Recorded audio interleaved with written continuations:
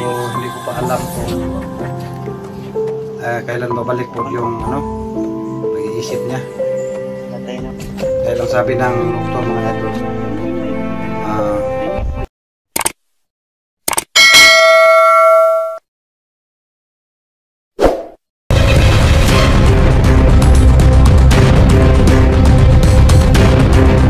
so yan po mga idol, no? So update po ito mga idol.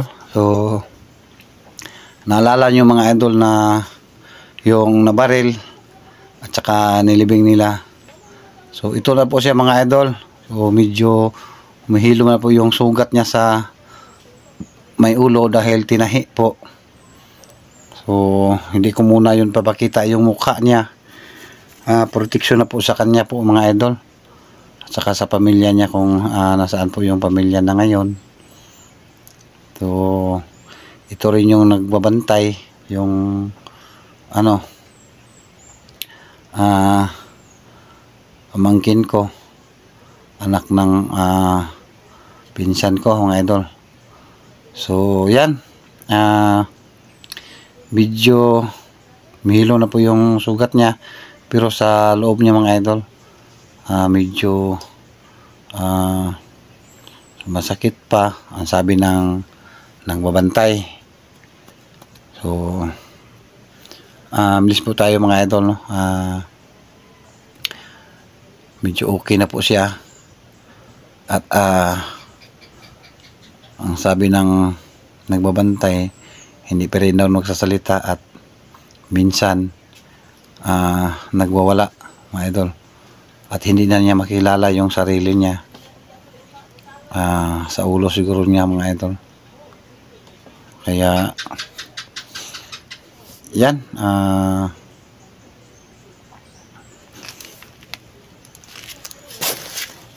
yan po mga idol. So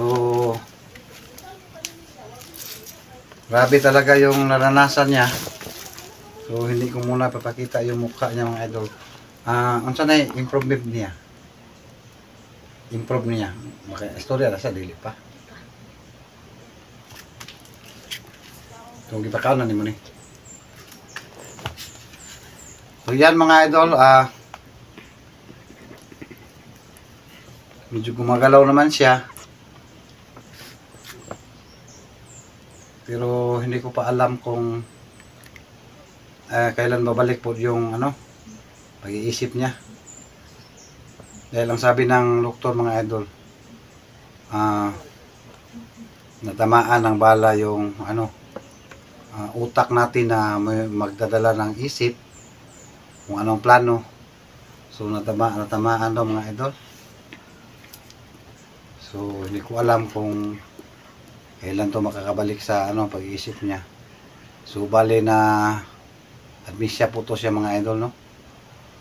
So nawala sa sa pag-iisip. So hindi ko alam kung makakabalik ba to. Kaya inalagaan lang muna. So nililipat ko pala dito sa bagong bahay mga idol. Bahay ng kapatid ko. Dahil kagabi meron daw doon sa nilagyan ko, ang sabi ng pinsan ko, meron daw mga taong kahina-hinala, hindi na nakikilala yung mukha at saka nakatakip. So siguro mga bandido yon. Kaya nilipat ko dito. At saka yung nagpumatay po mga idol, pinamask ko na para hindi niya masyado makilala. Dahil nung una, kaya siguro nasundan doon at may mamasid doon sa nilagyan ko. Yun siguro yung nakilala yung mukha sa magbubantay ito. So hindi ko pa alam mga idol kung sino to siya, anong pangalan to. Ang sabi lang ng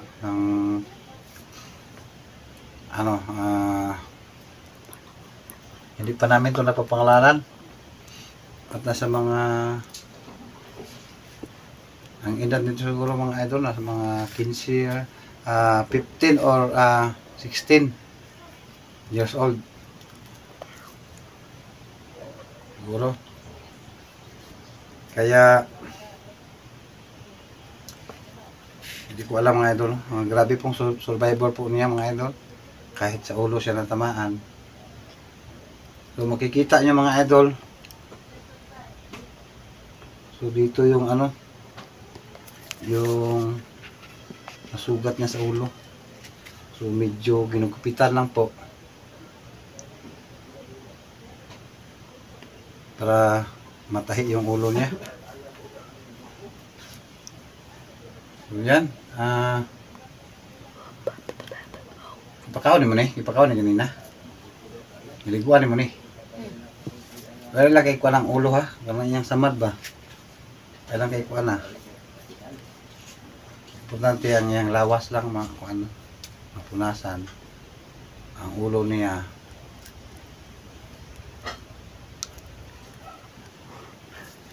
So nagwawala to mga idol no. Paminsan-minsan. Siguro. Yung yung lumakas yung ulan. Saka may makidlat. So sumasakit. At nagwawala siya. So masakit siguro mga idol. Yung sugat niya sa ulo.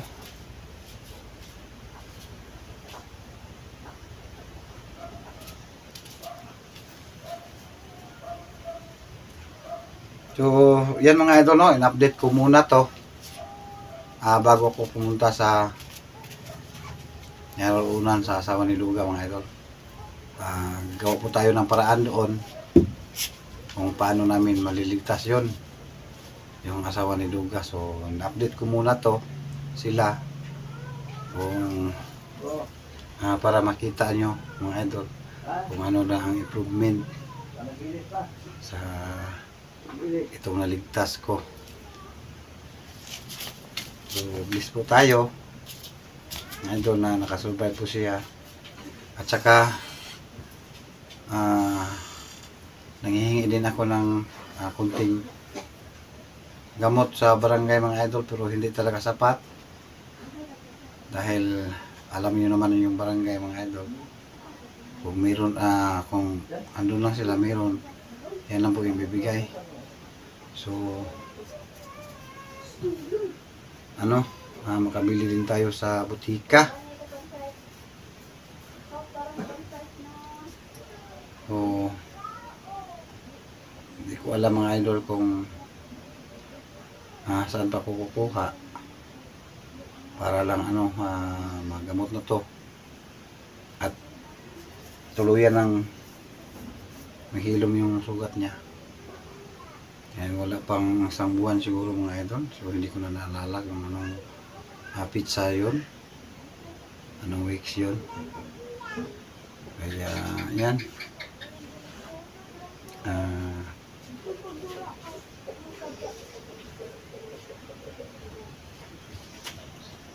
ito mga idol no. So nag-aaral tong magbabantay nito.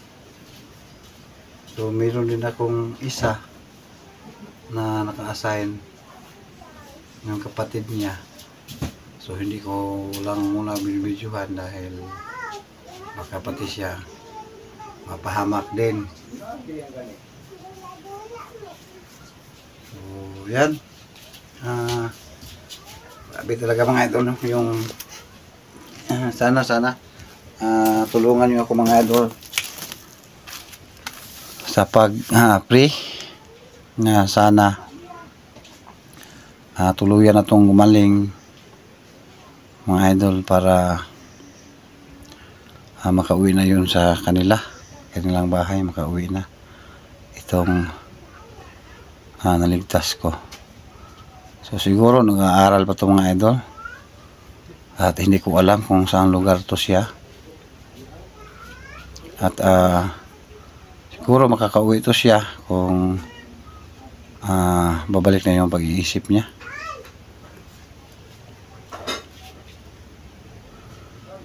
So yan,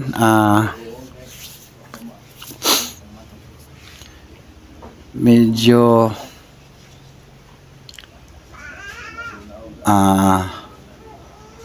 yan, tulungan niyo ako mga idol sa pagdasal sa batang ito, at saka tulungan din kami mga idol na maligtas namin yung asawa ni Luga. So grabing naranasan siguro tong bata na to mga idol, no? Yung mga yung paa niya, maraming mga piklat sa sa may paa niya. So siguro sa kagagala dun sa may gubat siguro, kung saan to nila dinadala, kaya nagka sugat-sugat yung yung paa niya. Kaya siguro yun mga idol, nagkasugat niya. So yan mga idol, thank you po sa inyong lahat sa nag-pray na sana maging okay po yung naligtas ko. So sana balang araw magising na lang to na okay na yung bumabalik na yung pag-iisip niya mga idol. So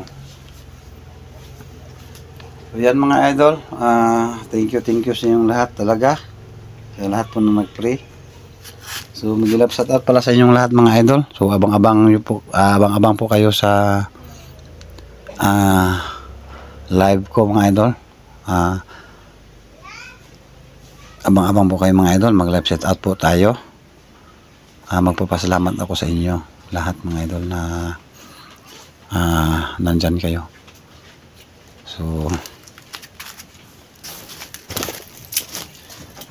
yan po mga idol. So hanggang dito lang po yung video natin.